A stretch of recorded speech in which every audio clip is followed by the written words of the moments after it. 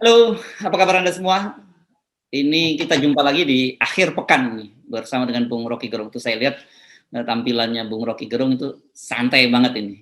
Kelihatannya situasinya, padahal sebenarnya apakah memang santai atau ini persiapan dari ini, apa menyambut PSBB atau lockdown untuk Jawa dan Bali?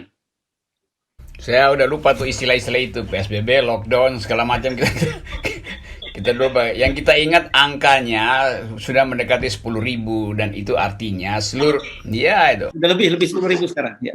Ya.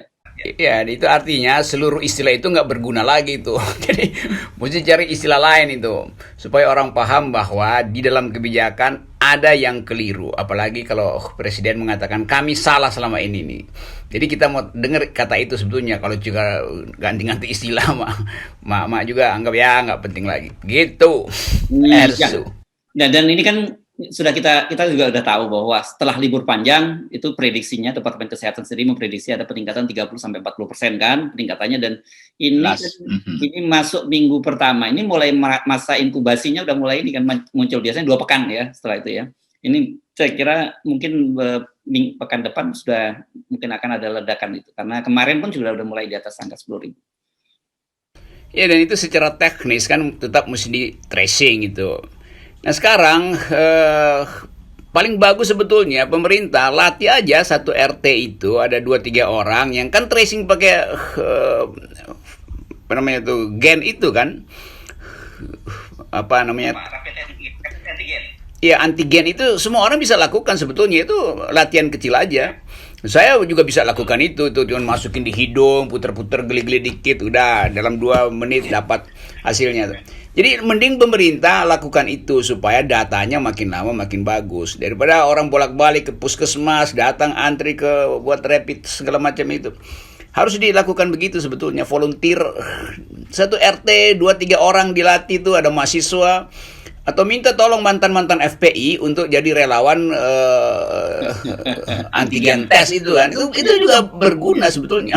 Ya, ini kemarin karena Anda ngomongin FPI ini, memang sekarang lagi rame nih gara-gara Komnas HAM itu ya. Kemarin, tapi sebelumnya juga itu saya baca kemarin ada banjir di Riau gitu. Akhirnya mereka kesulitan cari relawan gitu karena yang biasanya FPI, tapi sekarang kan FPI nggak boleh beraktivitas nih. Takutnya mereka bantu relawan malah ditangkap. Itu kan relawan banjir misalnya malah ditangkap. Jadi kita masuk dalam global paradox itu, paradoks global, bahwa semua orang yang ingin berbuat baik akhirnya harus menganggap dia akan disebut penjahat itu. Kan semua orang tahu bahwa yang mampu berbuat baik dalam situasi darurat hanya FPI itu. Yang lain takut karena nanti ketularan, nggak suka bau mayat segala macam. Sekarang soal itu jadi problem kemanusiaan besar. Sehingga orang yang mau jadi relawan pun menganggap, oh jangan-jangan sebetulnya dia bukan FPI tapi dianggap FPI karena cuma FPI yang suka ngangkat-ngangkat mayat kan. Jadi nanti Karang Taruna juga dianggap FPI, lalu berhenti semua aktivitas masyarakat sipil. Itu kan ini bahayanya tuh. Ya, Oke. Nah, itu kemarin Komnas HAM sudah mengumumkan berkaitan dengan tewasnya 6 orang laskar FPI di kilometer 50. Kita masih nyebutnya yang tewas kan memang FPI ya. Kalau yang sekarang yang hidup ex SPI gitu. Nah, tapi banyak orang yang kemudian menyoroti, ada yang kecewa gitu. Kenapa kok yang disebut bahwa pelanggaran HAM itu hanya kasus 4 orang gitu? Karena menurut Komnas HAM, temuan Komnas HAM itu memang ada terjadi tembak menembak. Tapi ini kan juga masih perlu diverifikasi lebih lanjut, tembak menembak, senjatanya milik siapa dan sebagainya, karena sejauh ini kan FPI tidak mengakui bahwa tidak pernah itu laskarnya berbekali dengan senjata. Ya minimal ada data baru dari Komnas HAM. Kan kita nggak bisa berharap Komnas HAM jadi penyidik atau jadi hakim. Kan tetap Komnas HAM itu lakukan tugas negara, yaitu membela hak asasi manusia. Jadi yang ditemukan Komnas HAM itu berguna sebagai pembuktian nanti di pengadilan. Tapi bagaimanapun itu udah diucapkan. Paling tidak ada pikiran alternatif di publik, tidak sekedar versi dari negara itu. Nah, kita paham bahwa Komnas HAM itu nggak mungkin independen sepenuh-penuhnya. Karena Komnas HAM dipilih secara politis itu. Jadi tokoh-tokoh Komnas HAM tentu ada deal politik dengan DPR. Bagaimanapun dia diskrutinisasi oleh DPR. Jadi unsur itu mesti kita kenal itu. Tetapi Komnas HAM juga punya acuan ke statuta-statuta internasional. Jadi tetap Komnas HAM dilindungi dengan dua cara itu. Dilindungi oleh keyakinan masyarakat Indonesia sendiri dan dilindungi oleh opini publik internasional. Nah, di dalam keadaan itu Komnas HAM kadang-kala dia mesti siksak gitu. Supaya kalau terlalu keras mungkin dia nggak bisa lagi mendapat legitimasi untuk bicara di publik internasional karena nanti ada sensor negara tuh. Jadi saya bisa paham bahwa kecemasan Komnas HAM dari awal diperlihatkan dengan cara dia mencicil informasi itu. Kan konferensi pers pertama kan Komnas HAM kami udah punya bukti, tapi kemudian diterangkan secara lebih hati-hati karena orang anggap bukti Komnas HAM itu adalah bukti otentik. Padahal semua pembuktian itu hanya disebut bukti otentik sebagai barang bukti atau sebagai alat bukti di depan pengadilan itu. Jadi terima dulu pernyataan itu sebagai sinyal bahwa informasi publik tidak bisa dikendalikan sepihak oleh negara. Karena itu Komnas HAM terangkan dalam konferensi pers kemarin tuh. Memang ada ada orang yang ingin langsung minta supaya Komnas HAM tunjukkan siapa pelakunya tuh. Itu karena publik memang berhak tahu itu. Karena sementara ini kan seluruh informasi tentang kekerasan aparat itu disembunyikan oleh negara. Jadi masuk akal kalau publik ingin keterbukaan yang maksimal, tetapi problem ini adalah problem yang harus diselesaikan di dalam prosedur hukum yang tepat. Jadi sambil menghargai kemarahan publik, saya juga memberi apresiasi pada usaha Komnas HAM untuk siksak secara cerdik agar supaya tetap bisa dihargai sebagai lembaga yang membela hak asasi manusia. Oke, kalau begitu posisinya, posisi Anda, kita ikuti cara berpikirnya Komnas HAM sekarang ya, Bung Rocky, karena ada orang setidaknya yang disebut oleh Komnas HAM dalam penguasaan petugas dan kemudian dia tewas. Artinya itu unlawful killing gitu ya. Jadi itu yang kemudian direkomendasikan oleh Komnas HAM untuk ditindaklanjuti secara pidananya. Dan ini pelanggaran HAM saja, ini tidak masuk dalam kriteria pelanggaran HAM berat. Kalau publik maunya pelanggaran HAM berat, semua harus diseret dan sebagainya. Tapi kalau Komnas HAM seperti Anda bilang siksak tadi, dia menyebutkan oke, tidak pelanggaran HAM berat, tapi ini ada pelanggaran HAM dan itu perlu ditindaklanjuti. Ini kemana kira arahnya menurut Anda? Saya anggap bahwa publik nangkap logika yang kacau dari keterangan aparat. Kan sebetulnya awalnya publik tidak percaya bahwa ada orang yang udah ditangkap, dimasukin mobil, tapi masih pegang pistol buat ngelawan. Kan itu nggak masuk akal kan? Kan prosedurnya seseorang itu sebelum dimasukkan mobil digeledah dulu, ditiarapin tuh, lucuti dulu seluruh kemampuan dia untuk melawan, baru diborgol masuk mobil. Jadi itu berarti prosedurnya nggak dijalanin dong. Masa kalau dianggap ada penjahat, 2 udah mati, 4 masih dianggap potensial penjahat, sebelum dia diketahui FPI kan dianggap penjahat oleh aparat itu kan. Dimasukin mobil tanpa digeledah, itu kan konyol aparatnya kan. Jadi sinyal itu diberikan oleh Komnas HAM bahwa ada prosedur yang kacau yang mengakibatkan mungkin ada perlawanan, tapi juga dikasih sinyal bahwa bagaimanapun ada pembunuhan di dalam mobil aparat, di dalam mobil negara. Itu kan itu ekstensi dari negara, mobil aparat itu kan. Jadi terbunuh di dalam lokasi negara, itu yang disebut sebagai pelanggaran HAM, karena ada unsur kenapa negara tidak bisa melindungi warga negara yang ada di mobil negara. Itu logikanya begitu tuh. Nah, simpang siur itu nanti yang harus diluruskan di pengadilan. Nah, pengadilan mungkin menganggap oke, itu kriminal karena kesalahan prosedur, aparat tidak menggeledah segala macam, tapi sekali lagi itu pembuktian yang nanti akan banyak pakar. Tetapi kalau kemudian ditemukan bahwa ada semacam desain, nah itu baru dianggap pelanggaran berat karena didesain untuk menghilangkan nyawa itu.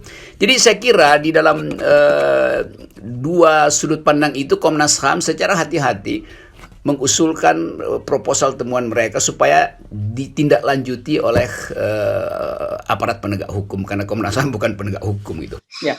Gitu. Karena kalau saya kira betul Anda, karena dari catatan Komnas HAM itu sampai sejauh ini ada 12 kasus tuh yang masuk kriteria pelanggaran HAM berat itu sampai sekarang juga tidak diproses gitu. Kalau ini kan rekomendasinya kan pidana, jadi harusnya ini memang polisi memproses itu. Menurut Anda apakah kira-kira ini rekomendasi kali ini karena bukan sifat pelanggaran HAM berat akan ditindaklanjuti? Saya kira ya, karena kasus ini nggak bisa diambangkan, dan kasus ini akan jadi kasus yang bermuatan politik panjang sampai 2024. Jadi negara juga harus memutuskan bahwa ada pelanggaran, entah itu pelanggaran HAM berat atau pelanggaran HAM ringan atau tindak pidana kriminal yang memang dilakukan oleh aparat, sehingga klasifikasinya akan ditentukan oleh pengadilan. Apakah ini prosedur salah atau memang kesengajaan yang sifatnya kriminal atau memang ada unsur pelanggaran HAM. Jadi saya menganggap bahwa Komnas HAM membaca seluruh kasus dan mengevaluasi mana kasus yang efektif untuk menghasilkan penyelesaian. Nah, kasus ini dipilih sebetulnya secara sangat mungkin aja kita sebut kata cerdik, supaya kasusnya tidak terlantar seperti kasus Novel Baswedan dulu, kan itu terlantar bertahun-tahun hanya untuk mencari cara agar supaya beberapa petinggi mungkin masih terlibat di dalam institusi-institusi resmi, lalu ada nama yang tidak mungkin disebutkan, sehingga Novel Baswedan akhirnya yang memutuskan bahwa iya memang, tapi ini bukan sekedar dua pelaku di lapangan. Novel tetap menganggap bahwa ada desain yang lebih besar, tapi minimal udah ada putusan bahwa ada pelanggaran terhadap Novel Baswedan, ada kejahatan terhadap kemanusiaan. Nah, sejarah yang akan menyimpan teka-teki Novel masih disimpan oleh sejarah. Teka-teki kilometer 50 juga akan disimpan oleh sejarah. Yang disimpan sejarah suatu waktu bisa dibuka juga oleh pelaku sejarah baru. Itu soalnya kan. Ya. Jadi perkiraan ada skenario-nya kalau kemudian ini akan bergulir, ada penindakan hukum dan sebagainya. Kira-kira model Novel Baswedan, ya, model tersangka Novel Baswedan yang akan ditempuh nih katanya. Ya, saya kira itu nanti pasti ada person, ada pelaku yang pasti akan dihukum, dan publik mungkin menganggap ya ini nggak maksimal, ya tapi begitulah cara kita membaca kekuasaan hari ini. Dan hal-hal mulai dari pelanggaran HAM 20 tahun lalu, 50 tahun lalu kan polanya sama seperti itu. Nah, yang sekarang karena keterbukaan dengan segala tekanan publik, negosiasi dengan penguasa segala macam, itu akan berujung pada penghukuman individual gitu. Saya menduga begitu, penghukuman individual. Jadi dua petugas di lapangan mungkin dinyatakan sebagai bersalah, lalu kasusnya perlahan-lahan dilupakan karena pasti ada kasus seleber baru, ada kasus-kasus selebritis baru di dalam soal-soal kejahatan kemanusiaan. Jadi udah kita coba perlahan-lahan memahami problem ini. Tetapi yang penting kasus ini sudah terbuka pada publik Indonesia, punya jalan masuk sekarang ke pengadilan, dan terbuka untuk dipantau oleh masyarakat hak asasi manusia internasional. Nah, di situ Indonesia akan dikasih ponten baru, apakah betul-betul publik internasional percaya bahwa ini secara kriminal, atau masyarakat hak asasi manusia dunia menganggap bahwa ada unsur negara yang disembunyikan di situ. Itu konsekuensinya tuh. Ini kan kalau kita jeli membaca, atau bukan jeli lah, kalau sebenarnya kita dingin membaca persoalan, memang ini luar biasa nih Komnas HAM. Dia memberi clue-clue gitu, misalnya disebut ada dua mobil Avanza silver hitam dan sebagainya, itu yang perlu dijelaskan kalau itu bukan petugas kepolisian siapa mereka. Kemudian ada juga disebut mobil Land Cruiser warna hitam gitu ya. Ini Land Cruiser ini kan biasanya mobil petinggi gitu ya. Walaupun kemudian Tempo lewat investigasinya pernah menyebut bahwa ini katanya dikendarai oleh seorang perwira berpangkat AKBP. Ini kita pun juga bertanya-tanya juga, wah kalau AKBP pakai Land Cruiser ini luar biasa juga kan gitu. Ini jadi harusnya lebih dingin gitu melihat rekomendasi Komnas ya. Ya, itu yang dimaksud dengan upaya untuk memverifikasi sesuatu yang dicurigai publik. Kan Komnas terpaksa dia harus melayani kecurigaan publik, karena informasi terbuka, jadi Komnas juga hati-hati, jangan-jangan publik lebih tahu dari Komnas itu, lalu Komnas dilecehkan itu. Jadi perlahan-lahan dia akan tunjukkan yang dia sebut sebagai barang bukti versi Komnas supaya diterjemahkan oleh publik kan. Nah, kalau terjemahan publik itu menimbulkan heboh baru, mungkin Komnas HAM akan lanjutkan evaluasinya secara lebih mendalam itu kan. Demikian juga pers. Jadi ini sebenarnya permainan waktu dalam upaya untuk menagih kesungguhan negara di dalam memperlihatkan keadilan pada 6 orang yang tewas di situ tuh. Oke. Jadi saya kira mungkin kita tutup perbincangan kita ini dengan sebuah sebuah meme yang dulu sering kali muncul, jadi mohon bersabar, ini ujian. Iya. Dan sebetulnya ujiannya udah dijawab karena ini kan pertanyaan multiple choice saja tuh. Jadi publik udah jawab ujiannya. Tinggal kita tunggu berapa nilai yang akan diberikan oleh negara pada ujian itu. Okay. Baik, terima kasih, Bung Rocky. Sip, Harus Beno Arif, FNN.